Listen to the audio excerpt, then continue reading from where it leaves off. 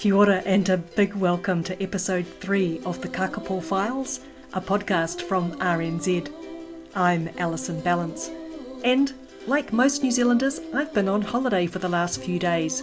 But while I've been having a really lazy time, it turns out that the Kākāpō have been having a very, very busy time.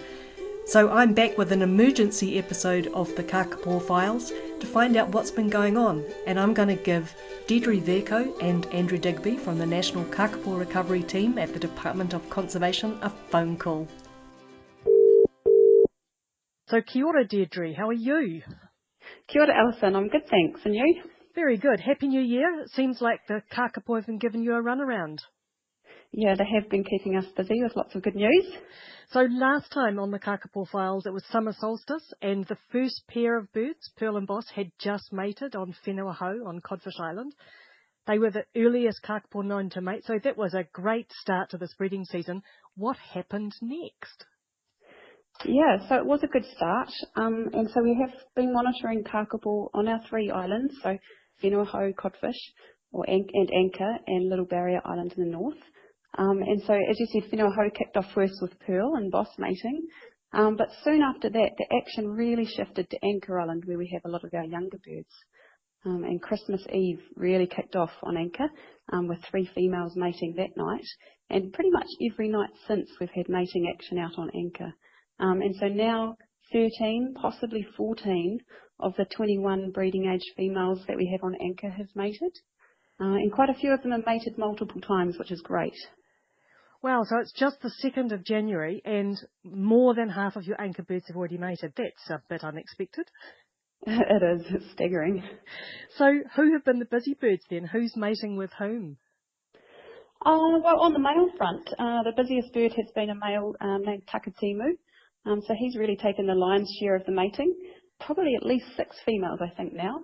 And on the female, most notably, we've had Kuia mated a few times. So Kuia is the daughter of Richard Henry, who was the only Kākāpō from Fiordland that survived to breed and contribute to the present-day population.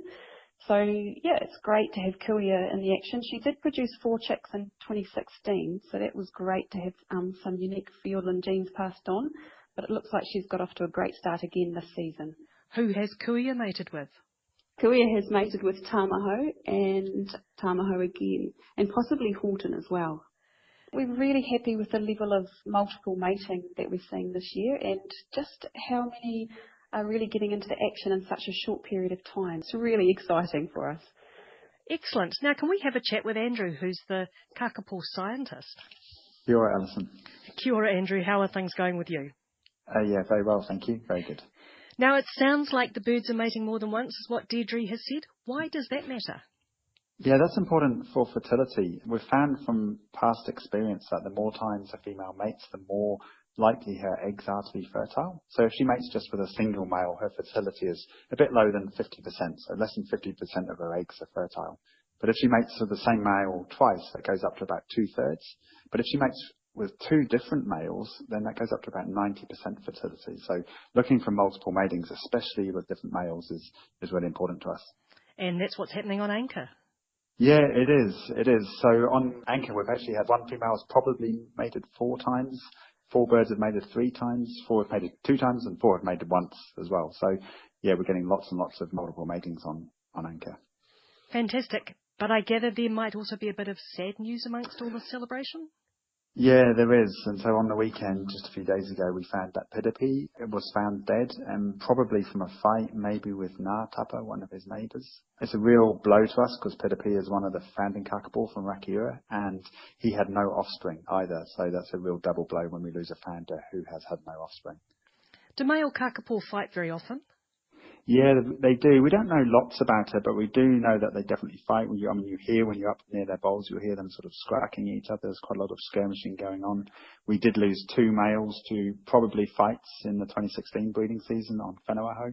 So it's not unexpected, but yeah, it's always sad when it does happen. Now, you mentioned Whenua Hou. What is happening on that other island? Is there much mating action there?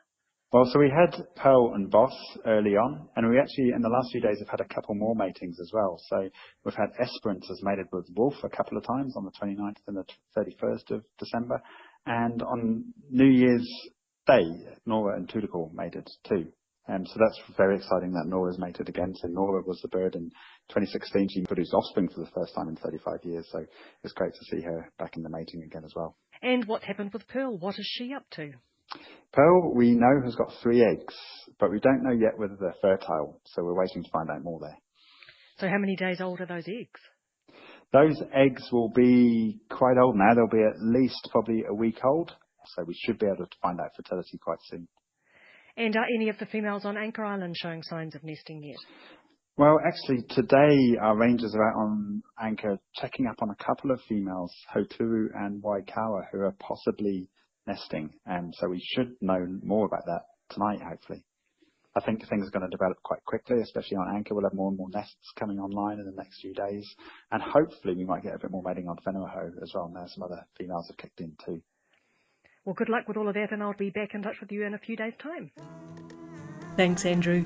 That was Andrew Digby, the scientist for the Kākāpō recovery team, and we also heard from Deirdre Verco, the manager, and they're both with the Department of Conservation.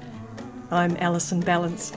And apologies for the quality of this podcast, but it was recorded on my mobile phone as I'm away on holiday and not at my desk at the moment. But I really wanted to catch us all up with what's been going on. You can check out the previous episodes, episode 1 and 2 of the Kākāpō Files. Find it at rnz.co.nz.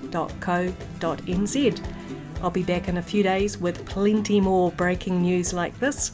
In the meantime, have a safe summer. Bye for now.